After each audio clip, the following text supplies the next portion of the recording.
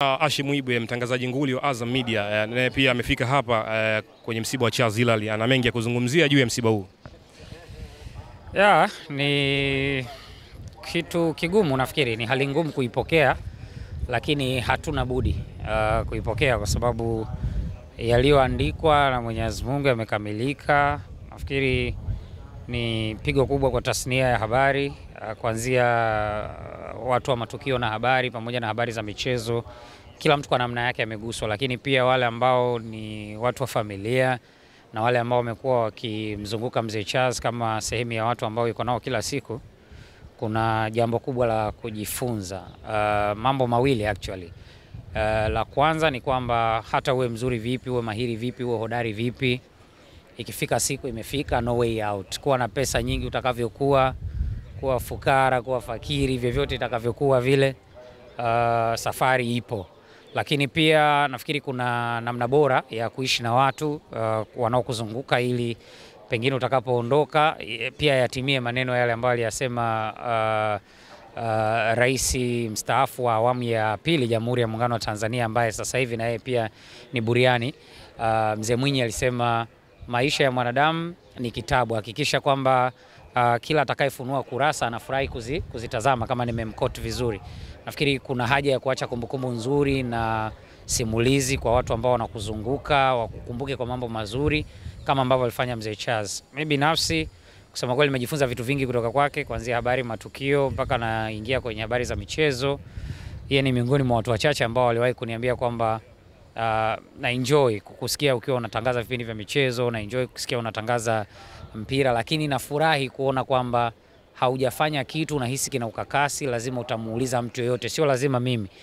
Mi consultation nafanya na Mvula, Barwan, Charles mwenyewe, Mwenyezi Mungu amrehemu, na watu ambao wamenitangulia kwenye tasnia. Huwa napenda kuishi kwenye hiyo misingi. Kwa hiyo ni pigo kubwa kusema ukweli, na ni jambo gumu kulihimili, lakini hatuna budi kwa sababu kile alichokiandika Mungu ndio kimekamilika.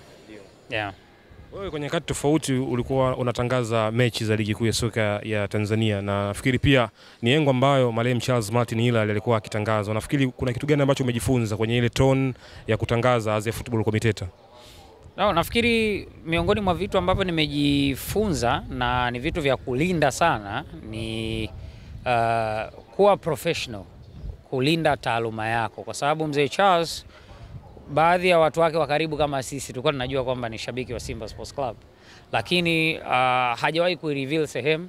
Hata wewe ambaye unajua, kuna muda unahisi mashaka kwamba huyu mzee amesema yeye Simba, lakini kuna Simba kweli hapa? Yani unanielewa sijui. Kuna namna alijaribu kujiweka kuwa professional zaidi kwenye kazi yake, na ni kitu ambacho amekuwa akitufundisha sana, lakini zaidi kuzingatia miiko ya kazi ambazo tunafanya kila siku, kujifunza zaidi, kuwa wewe kwenye kila kitu ambacho nakifanya, kwa sababu anaamini kwamba Charles Hilary alikuwepo, na kama hivi ameondoka, yuko Hashim Ibwe, ipo siku na watu watakuja kwenye hatima yangu kama hivi. Lazima kuwe na watu wengine wa majina tofauti tofauti, aje Lokoma, aje nani, akiwa yeye mwenyewe vile. Kwa hiyo usiige sauti, jifunze kila siku, tengeneza vitu vipya. Yani binafsi mimi wakati nafanya La Liga nilikuwa na enjoy sana, kwa sababu nilikuwa najaribu kutengeneza identity ya kwangu kupitia mfano wake ambao alikuwa ameuacha wakati akifanya matangazo ya ligi ya Uingereza kule BBC. Yeah. Kipi cha kuambia waandishi wa habari wa kizazi kipya? Nafikiri kuna vitu vingi. Charles ni mfano hai wa vile ambavyo sisi media personnel tunapaswa kuwa wanahabari. Tunapaswa kutengeneza legacy ambazo hazimuumizi mtu, bali legacy ambazo zinaendana na uhalisia wa kile ambacho tunakifanya. Hakuna legacy ya kumchafua mtu, kumtusi mtu, ya kuisema, kuifanya vibaya tasnia. Nikitumia lugha hii ya shakum si matusi, lakini kuinajisi tasnia. Huwezi kuwa bora kwa mtindo huo, kwamba migogoro, wewe negative. Ametufundisha kwamba unaweza ukawa positive na bado ukafikia malengo. Kwa hiyo kuna vitu vya kujifunza hapo, kuna namna ya kuwa hapo, na inshallah tasnia ina mwanga. Sasa hivi watu wametupokea wanahabari kwa nguvu kubwa, na sisi wenyewe tunajua kwamba tunayo nguvu gani kwa jamii, tunaweza kujitengeneza na kujipambanua na kufikia malengo. Viongozi wanatoka humu kwa waandishi wa habari, wakuu wa taasisi tofauti tofauti wanatoka humu kwa waandishi wa habari.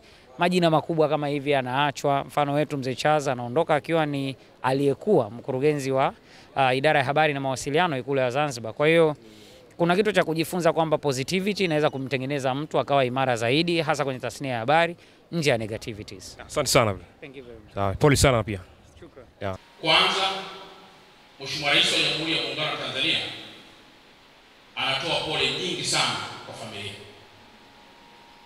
Lakini pili, Mheshimiwa Rais wa Jamhuri ya Muungano wa Tanzania ameshatoa pole nyingi sana kwa Rais wa Zanzibar na mwenyekiti wa Baraza la Mapinduzi Dr. Hussein Ali. Na sisi sote tunaungana na msiba huu mkubwa. Mimi nimekuwa ni mtu wa karibu sana kwa kaka yangu Charles. Tumetoka kwenye msiba wa mzee wetu Msuya, unabandika tena msiba wa kaka yetu Charles. Hapa tena baba askofu anasema kuna msiba mwingine. Tukakaa tunazungumza na advocate Msando, huyu jaji anayezungumzwa ni yupi? Lakini Msando akasema inawezekana ndio yule Kristo Marani aliyewahi kuwa mshauri pale Ikulu. Akasema hatujui, ila tunamuuliza vizuri baba askofu. Sasa nihitimishe kwa kusema familia, tangu umri huu mliofikia mmekwisha aga watu wengi sana. Si kawaida sana, mara nyingi tunapoaga watu nadhani sisi sio wahusika. Lakini leo msiba umefika kwenye familia yetu. Kama ambavyo tulikuwa katika imani tunawaambia watu msilie, na sisi tunaendelea kusema ishikeni imani kwamba Mungu yuko pamoja nanyi nyakati zote. Baada ya kusema haya, kwa askofu, itakuwa ni aibu sana kuja kumwaga kaka yetu Charles Gila katika kanisa ambalo alikuwa kusali nyakati zote. Hapo nje kuna manguzo yako hapo nje hapo, mamiti yale yanaonyesha kwamba kanisa hili bado linajengwa. Hata kama tuna haraka sana kuweza kumsafirisha kaka yetu Gila, mimi naomba tuache alama kanisani hapa. Baba askofu ameniambia kwa haraka inahitajika milioni kama 50 ili iweze kutoa haya manguzo hapo nje. Haiwezekani tukaingia hapa tukamtaja sana baba huyu eti tusiache sadaka hapa kanisani. Itakuwa sio jambo la maana kabisa. Bwana Yesu asifiwe. Amen. Naomba mkoba wangu na mimi nitoe sadaka.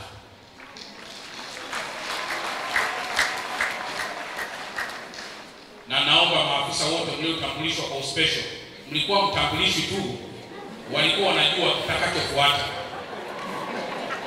Naomba mshike sadaka kubwa kabisa ili mtolee Mungu. Mnakumbuka Mungu hakiwi kwa shilingi 100,000 au 200,000. Toa sadaka kubwa.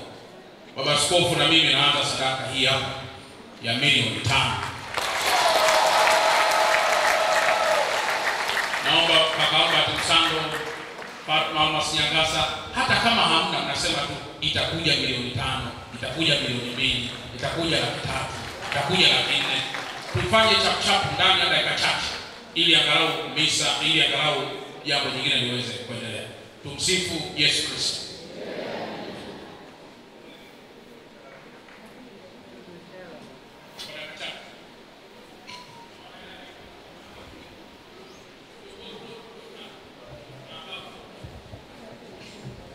Nakushukuru sana Mheshimiwa Mkuu wa Mkoa, nakushukuru Bwana Askofu.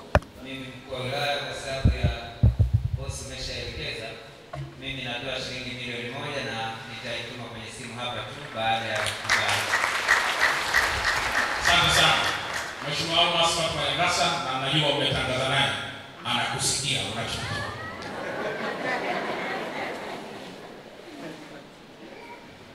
Bwana Yesu asifiwe. Mheshimiwa Mkuu wa Mkoa, Baba Askofu, mimi pia nitachangia kiasi cha shilingi milioni 1.